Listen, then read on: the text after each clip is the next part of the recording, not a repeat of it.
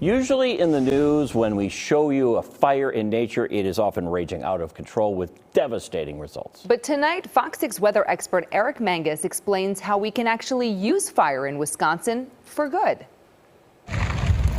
This is terrifying. Trained professionals desperately trying to stop extreme fires out west. But in Wisconsin, the trained professionals are trying to start certain fires on purpose. Fire is critical. The single most cost-effective management tool that we have. This might sound counterintuitive, but the Badger State needs more fire. Fire ecosystems can fight climate change by storing more carbon underground. More on that later. But they can stop invasive species from choking the environment and improve biodiversity. That means more mammals, amphibians, birds, insects, and plants. Jeb Mounier is a research scientist for the Wisconsin DNR and just happens to be the great-grandson of Wisconsin's most famous naturalist, Aldo Leopold. And if you go to Kansas, they burn 1 million to 2 million acres per year. If you go to Florida or much of the Southeast, those states are burning 1 million acres or millions of acres per year. Proportionally, this is what 1 million acres looks like in those states. Across the entire state, we don't even burn a third of Milwaukee County in terms of area. Let's get a better look at that. This is how much we burn annually. This is how much we should be burning annually according to Mounier's research. There's a reason we don't. It's rooted in history and misunderstanding. On October 8th, 1871, massive drought, land changes from clear-cutting forests set the stage for the deadliest, most extreme fire in our country's history, all starting from a small brush fire from railroad workers turned into the Peshtigo Fire. Ripping through northeast Wisconsin in a matter of hours, towns were destroyed, 1,200 people died, and for the next 100 years, firefighters' goals were fire suppression. And after World War II, we added a whole new capacity for it. We had an abundance of pilots who knew how to fly, we had an abundance of airplanes, and we put them to good use detecting and suppressing fires. So we got really good at our jobs then. We know this fire history by studying fire scars on trees. Mounier has researched thousands of tree cross-sections looking for these scars. Thanks to his work, we know the ecological element that's been missing from Wisconsin's landscape for so long.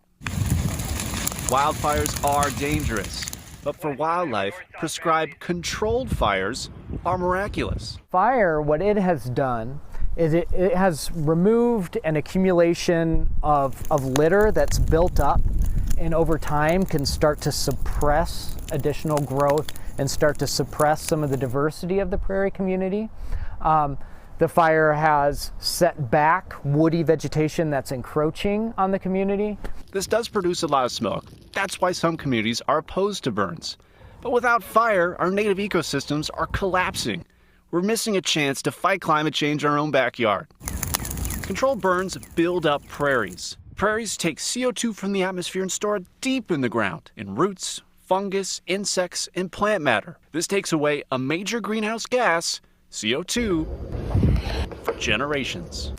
When it comes time to put fire on the ground, it's not as simple as just throwing gasoline around. The weather is probably the single strongest driving factor. Meteorologists and fire personnel work side by side to decide when weather conditions are best. Wind direction, moisture levels dictate fire behavior the most. Typically we do like a concentric ring fire head firing sequence.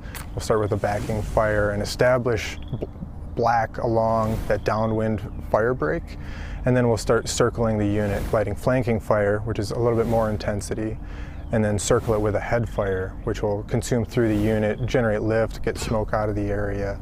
On your own property, with the help from professionals, the benefits don't take long. You'll find that grazers preferentially target recently burned areas because the new growth is so laden with nutrients that's better for their health and well-being. Stimulates flowering and growth vigor in native plants, which benefits pollinators and other invertebrates. There's a ton of benefits to a ton of different species when we do prescribe fires. For more than 100 years, fear has kept fire from improving Wisconsin's landscape. It looks scary, but the sight of a well-planned prescribed fire actually can bring comfort that we're becoming better stewards of our land. Meteorologist Eric Mangus, Fox 6 News. Well done. Fascinating. If you'd like to get involved or have any questions, contact your local prescribed fire council. They can recommend contractors to help you burn.